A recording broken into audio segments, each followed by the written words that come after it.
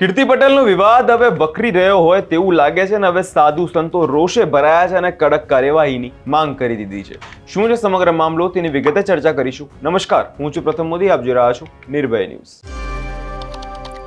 જૂનાગઢમાં ગિરનારની તળેટીમાં આયોજિત મહાશિવરાત્રીના મેળામાં સ્નાહી સ્નાનનું અનોરું મહત્વ હોય છે, જેમાં કીર્તિ પટેલે સ્નાન કરતા રાજકારણ જે છે ગરમાઈ ગયું છે અને હવે સાધુ સંતો કીર્તિ પટેલ સામે કડક કાર્યવાહીની માંગ કરી રહ્યા છે ને જેમાં કીર્તિ પટેલનું આ કૃત્ય તે સનાતન ધર્મનું અપમાન છે તેવું સાધુ સંતોનું કહેવું છે। સૌપ્રથમ તો આપણે તે દરેક સાધુ સંતોને સાંભળી લઈએ અને તેમણે શું કહ્યું છે।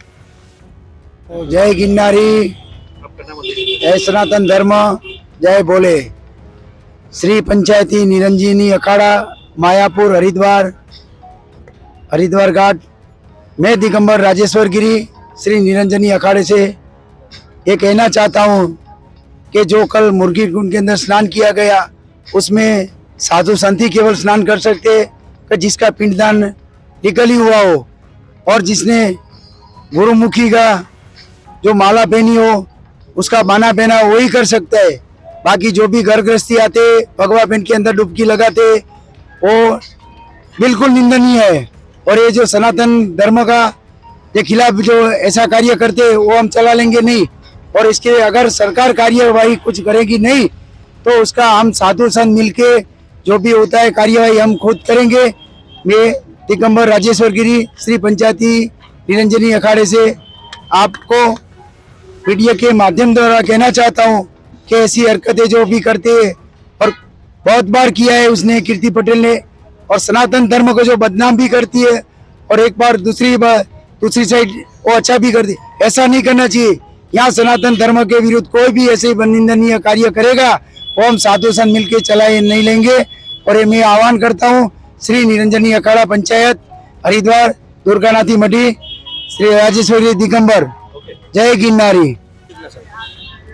मैं जयवीगिरी महाराज पंचायती अखाड़ा श्री निरंजनी, हाल आश्रम हमारे गोवर्धन मथुरा। मैं गिरनार पे आया हुआ हूँ। यहाँ पर 4 दिवसीय यहाँ गिरनारी मेला चल रहा था।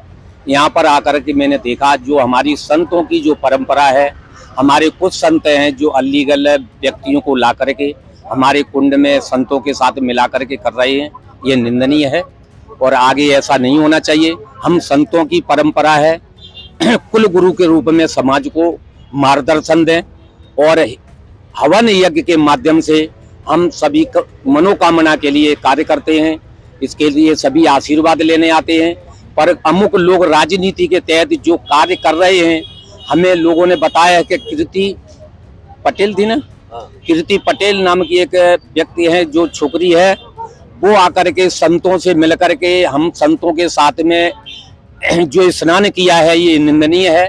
हम संतों की परंपरा है कि हम संत लोग ही साल में 1 बरस स्नान करते हैं, सर्व समाज हमारा इकट्ठा होता है, हम संत परिवार सभी इकट्ठे होते हैं। इस प्रकार से हम धर्म के लिए जागरूकता का काम करते हैं। तो इसमें कुछ लोग ऐसे हैं जो अराजकता फैलाते हुए हमारे संत भाइयों में, हमारे संत गुरुओं में कुछ मतभेद हो जाते हैं, उसके कारण ये धर्म की स्थापना के लिए ये निंदनीय है। अलीगल लोग ना घुसाए जाएं। हम संत लोग 16 पिंडदान करके जब हमारा एक परिवार होता है, जो हमारा पिंडदान करते हैं तो हमारा पूरा संसार परिवार हो जाता है। पूरा संसार परिवार तो हम सभी की मनोकामना करते हुए हम हवन यज्ञ करते हैं और सर्व पूरे भारत के समाज के जो संत हैं एकत्र होकर के धर्म की चर्चा करते हुए लोक कल्याण के लिए काम हम सभी करते हैं। उसमें हमारे कुछ लोग ऐसे हैं कि अलीगल संत बना करके हमारे संत समाज में विलीन करते हुए जो कार्य करते हैं वो निंदनीय है। ऐसा नहीं होना चाहिए। प्रशासन से अनुरोध है कि ऐसे कार्य में आप ना कुछ कहें ना कहें तो हम संत समाज सब मिल करके इस पर कार्रवाई करेंगे और सत्य सनातन धर्म की ये रक्षा करते हुए हम सभी। पटेल के बारे में क्या कहेंगे? कल कीर्ति पटेल ने स्नान किया है, क्या होना चाहिए और पूरा ये घटना क्या थी? कीर्ति पटेल ने जो कल किया है संत महात्माओं से मिल करके ये निंदनीय है, ऐसा नहीं होना चाहिए। संत की एक गरिमा होती है, संत का एक पद होता है, उस गरिमा को रखते हुए ये कार्य करना चाहिए। सब कल जो हुआ वो निंदनीय हुआ है। हम संत समाज को अवगत हुए हैं कि ये देख करके यदि एक व्यक्ति संसार में यदि हमारे संत समाज की ऐसा करता है तो सभी हमारे लिए संपूर्ण भारत सर्व समाज एक परिवार है, तो सभी समाज को लेकर के हमें चलना होता है। तो अगर एक व्यक्ति करता है तो सभी समाज को लेकर हम चले, तो फिर हमारा संत समाज सर्व समाज में हमारे में अंतर क्या रह जाएगा। ये जो हमारे पद होती है, कुछ गरिमा होती है, नहीं तो हमारी कोई बात ही नहीं सुनेगा। गरिमा होती है, इसी को पालन करते हुए कार्य हम सब लोग करते हैं। इस हिसाब से जो कल घटना हुई है वो निंदनीय है, वो धर्म के लिए, जनहित के लिए घातक है। ऐसा आगे चल के ना होना, इसलिए हम उनसे प्रार्थना करते हैं संत भाइयों गुरुमूर्तियों से कि ऐसा कार्य ना करें, आगे सनातन को हमारे को खतरे में ना डालें, कि प्रत्येक नागरिक हमारे राम के समान है, वो हमारी रक्षा करता है, हमें भोजन देता है और हमारा सम्मान करता है। इसके के लिए हम नहीं चाहते किसी नागरिक को यह सम्मान मिले वो कोई निंदनीय हो।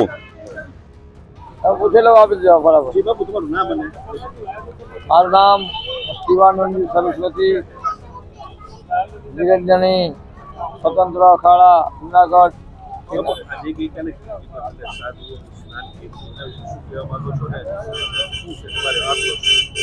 તો અહીંયા પરમ પૂજનીય વંદનીય જગતગુરુ શ્રી મહામલ્યશ્રીઓ પદાધિકારીઓ થાળા સૌ સાધુના ચરણમાં કોટી કોટી વંદન કરીને કહેવા માગું છું કે આ ધર્મ વિશે અવારનવાર ખરાબ બોલનાર વ્યક્તિઓ, અભદ્ર ટિપ્પણી કરનાર વ્યક્તિઓ, આ સાધુ સંતોનું સનાતન ધર્મનું જે સાધુ સંતોની કોઈ મર્યાદા ન રાખી શકે એવા વ્યક્તિઓ, આ દેશ ઋષિ મુનિઓનો દેશ છે, આ ઋષિ પરંપરા છે, આ સંતોની પરંપરા છે, તો સાધુ સંતોની જ્યાં મર્યાદા ના હોય, જ્યાં ધર્મની મર્યાદા ના હોય, આવી વિવાદિત વ્યક્તિનો અંદર સામેલ ન કરવી જોઈએ।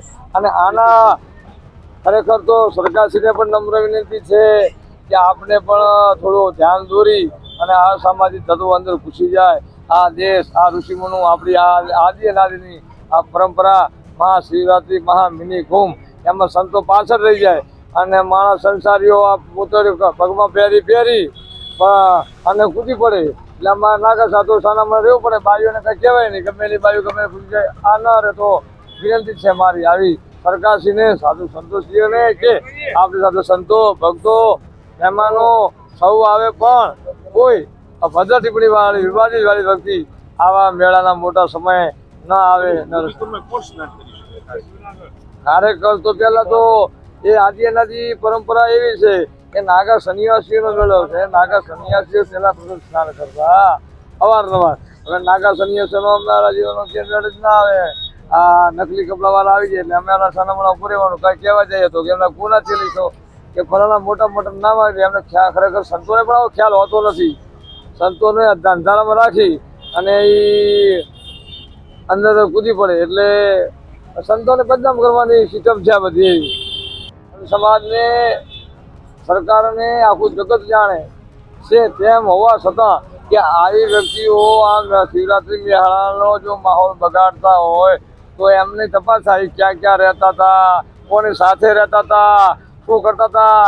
અને હજી આવા સનાતનની ટિપ્પણી કરે એમનું ખરેખર એ મેળામાં શું કામ છે? એક બાજુ સનાતન ટિપ્પણી કરી છે, એક બાજુ ભગવાન કપડાની સંતોની સાથે આવું જ છે, એને આવું જ ના જોઈએ। એના માટે સરકારશ્રીને પણ ક્યાં રહે છે, કોણ સપોર્ટ કરે અને ક્યાં રોકાય છે એની પર તપાસ થવી જોઈએ।